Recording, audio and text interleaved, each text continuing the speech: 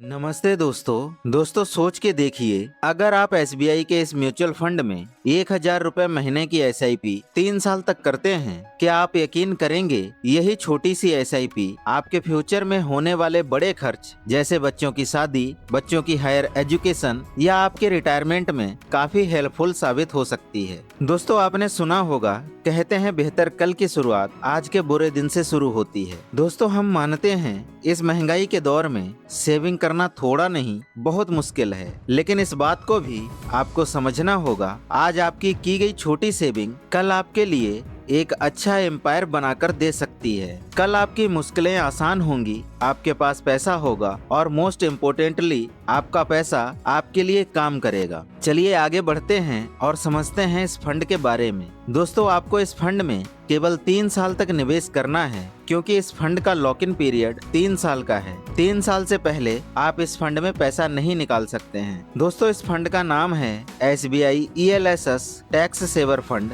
Direct plan growth. दोस्तों, इस fund की सबसे बड़ी खासियत है इसमें टैक्स बेनिफिट्स मिलता है। टैक्स की बातें आगे करेंगे, पहले इस फंड की पास्ट परफॉर्मेंस की बात करेंगे। दोस्तों, इस फंड ने पिछले 1 साल में 4.05% का रिटर्न दिया है और पिछले 3 साल में 17.55% का रिटर्न दिया है और पिछले 5 साल में 16.82% का रिटर्न दिया है और इस फंड का ऑल टाइम रिटर्न है 15.54% का। दोस्तों, यहाँ देखिए, इस फंड का ऑल टाइम रिटर्न है 15.54% का। अगर आपका पैसा इसी रिटर्न से ग्रो करे तो कितना बन सकता है, पता है आपको? चलिए कैलकुलेट करके देखते हैं। दोस्तों, हम पहले भी बता चुके हैं, आपको इस फंड में केवल 3 साल के लिए निवेश करना है। तो आप 1,000 रुपए महीने की SIP करेंगे तो 3 साल में आपकी कुल जमा राशि होगी 36,000 रुपए और 15.54% रिटर्न पर 10 साल में आपका पैसा ग्रो करके हो सकता है 1,16,625 रुपए और फाइनल पैसे की वैल्यू होगी 1,52,625 रुपए और 20 साल में आपका पैसा हो सकता है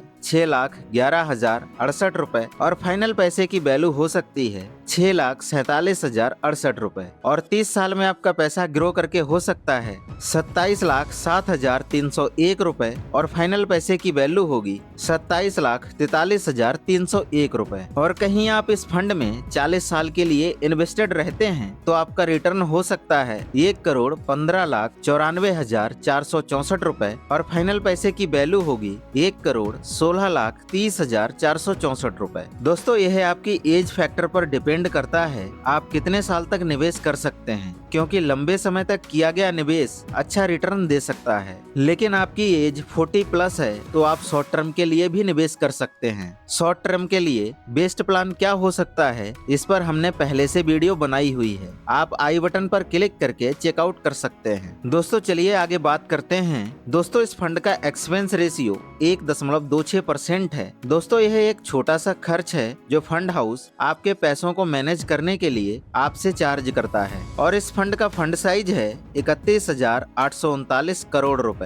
दोस्तों, फंड साइज का बड़ा होना इन्वेस्टर्स के भरोसे को दिखाता है। इसका मतलब यह भी है कि इतना पैसा इस फंड में लाखों लोगों द्वारा ऑलरेडी निवेश किया जा चुका है। दोस्तों, एक नज़र इस फंड के इन्वेस्टिंग सेक्टर पर भी डालनी चाहिए, जिससे यह कंफर्मेशन मिल जाए यह फंड किस किस सेक्टर में किस रेशियो में निवेश करता है। आइए देखते हैं। दोस्तों, यह फंड फाइनेंस सेक्टर में 35.83% की इक्विटी होल्ड करता है और एनर्जी एंड यूटिलिटीज में 13.35% की इक्विटी होल्ड करता है और मटेरियल्स में 13.75% होल्ड करता है और इंडस्ट्रियल सेक्टर में 11.25% की इक्विटी होल्ड करता है और टेक्नोलॉजी सेक्टर में 9.3% की इक्विटी होल्ड करता है। दोस्तों, यह फंड पूरी तरह से इक्विटी में इन्वेस्ट करता है, इसलिए यह वेरी हाई रिस्क की कैटेगरी में आता है। इसलिए किसी भी निवेश से पहले आप अपने फाइनेंशियल सलाहकार से सलाह लेकर ही निवेश करें। दोस्तों, इन सेक्टर से संबंधित लगभग 81 कंपनीज में इस फंड की इन्वेस्टमेंट है, जिनके नाम हैं ICICI bank limited, HDFC bank limited, Kotak Mahindra bank limited, Reliance industries limited,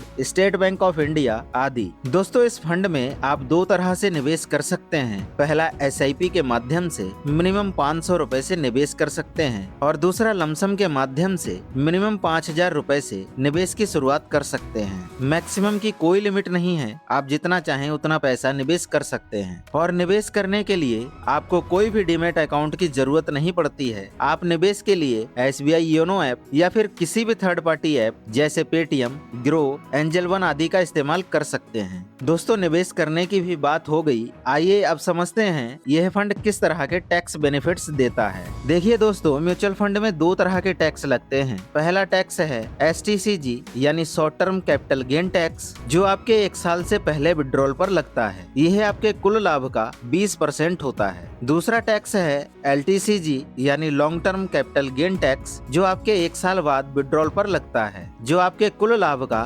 12.5% होता है। अब इस फंड में क्या होता है, अगर आपका 1 साल में 1,25,000 से कम का लाभ होता है तो आपको टैक्स नहीं देना होता है। इसी प्रकार का टैक्स बेनिफिट इस तरह के फंड्स में ऑफर किया जाता है। यह हर फाइनेंशियल ईयर में चेंज होता रहता है as per government of India guideline. तो दोस्तों, ये थी सारी जानकारी टैक्स सेवर फंड के बारे में। अगर वीडियो अच्छी लगी हो तो हम उम्मीद करते हैं आप इस वीडियो को लाइक कर देंगे और जरूरतमंद लोगों के साथ शेयर कर देंगे और चैनल को भी सब्सक्राइब कर लेंगे। दोस्तों, एक छोटा सा डिस्क्लेमर, इस वीडियो में दी गई जानकारी शिक्षा के उद्देश्य से है। इसमें निवेश करने की सलाह नहीं दी जाती है क्योंकि म्यूचुअल फंड रिस्की होते हैं, इसलिए सोच समझ कर निवेश करें। थैंक्स फॉर वॉचिंग निवेश बाजार यूट्यूब चैनल।